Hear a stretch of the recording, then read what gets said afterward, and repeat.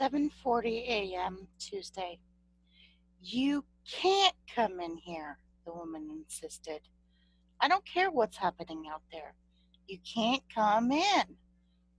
Lady, the burly laborer growled. I ain't one to get rough with no woman, but I reckon either you'll open this door and let us in right now, or so help me God, I'll bust it down. Now, which is it gonna be? You're better off out there, the woman said desperately. Believe me, I'd be glad to let you come in, but, well, you're just better off out there. Please, go away. She slammed the back door of the big brick house in Riverdale, leaving the men staring at one another in a mixture of confusion and anger. For God's sakes, whined a small man carrying a black lunch bucket. Can't she see the water's a lapping at our asses? Where in hell does she think we can go? Yeah, said another sourly. What kind of a damn witch is that she won't help save a man's life? I said I was going to bust down that door if she didn't leave us in, and I meant it, the first man grunted. He turned a shoulder and slammed into the back door. It rattled the whole frame, but the door held, and he braced himself for another jolt. This time the lock snapped, and the men burst into the kitchen. The woman was not in sight. Ma'am, the speaker shouted. Ma'am, we ain't going to harm you none. We just want protection from this flood. There was no answer, and they walked into the front room and gazed up the stairs. Water was beginning to come in under the front door, and they started up. She met them at the top, and there was no fear in her eyes, only a sort of bitterness and despair. Don't say I didn't warn you. It's on your shoulders now. The burly laborer slapped his arm to his side in exasperation. Lady, he said, you sure are a hard one to understand. What are you talking about? What's on our shoulders now? She didn't answer, but instead turned and walked a few steps across the upper hall and threw open a bedroom door. A man about her age lay in bed there, obviously very sick. What's wrong with him? He's he's sick. He The doctor was here last night, early this morning, I mean, just after midnight. He was supposed to send an ambulance to take Donald to the hospital. Yeah, I see he looks real sick. Is that why you didn't want us up in here? What's he sick with anyway? The doctor the the doctor said I shouldn't tell anyone. He said he'd be back for him soon. The men were obviously very worried now.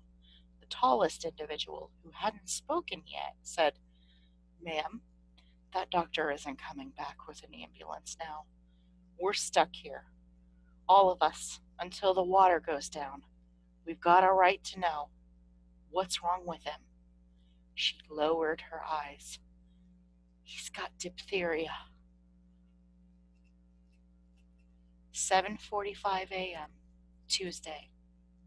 At the exclamation from the cook, Kirkbride joined him at the front window and was startled to see the water on the street was 4 or 5 inches deep and moving at a leisurely pace out of North St. Clair Street onto 3rd, then turning west toward Jefferson. A little worried now, Kirkbride waded across the street to the Johnson and Watson Company, where he was met at the door by the colored janitor, Jess. The Negro told him Mr. Johnson had not come in yet, and then asked Kirkbride if he thought the water might get into the building. Well, Kirkbride said thoughtfully, I suppose maybe the floor might get wet. Better give me a hand getting anything up higher that might get damaged if it does come in. Jess bobbed his head and together they worked at lifting the cartons of new papers, the bales and boxes of other materials up onto higher shelves or tables. They still had a lot to do when a trickle of water appeared on the floor from the rear of the building and almost immediately met another coming in the front door.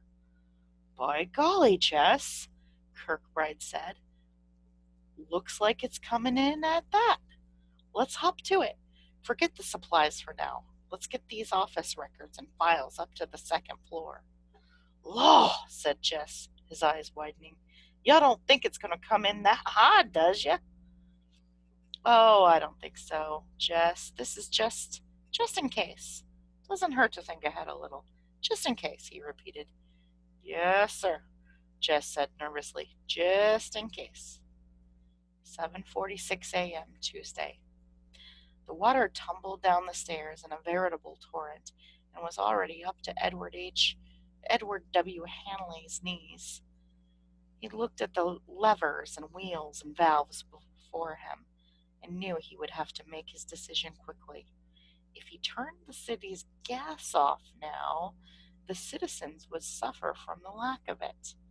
They were going to need the warmth it would provide, and they would need to prepare hot food. There was a possibility of explosion if the waters came up very high. But Hanley had been here a long time now, and never had the water come up high enough to do any really serious damage. And as long as the gas fumes escaped into the swiftly running waters, there would be no danger. Later, as the waters receded and the current slowed, he could shut it off.